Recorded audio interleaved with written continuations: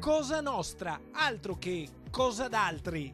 Se credete ancora che la mafia non vi tocchi, allora avete già perso la lotta con questo cancro sociale. All'Istituto Remondini di Bassano, nell'aula magna intitolata Borsellino, nella giornata della memoria delle vittime delle mafie, i ragazzi stanno imparando che su certe cose non si scherza. La mafia oggi è sempre più profumata. La mafia seduce e come un cancro scava la società senza dare sintomi, nutrendosi di minacce, intimidazioni. Omertà, silenzio e paura. Ci sono i soldi, c'è la mafia, lo diceva Giovanni Falcone che diceva seguite i soldi. E seguendo i soldi si arriva dappertutto, anche in Veneto. Il Veneto, secondo un'ultima stima, ha ben 184 beni confiscati alla mafia. La mafia è tra noi, è in mezzo a noi e trova fertile humus nel business della prostituzione, del narcotraffico, dei giochi d'azzardo. Ragazzi che hanno meno di 18 anni che giocano con le macchinette. Lo spazio che è molto presente qua in quest'età e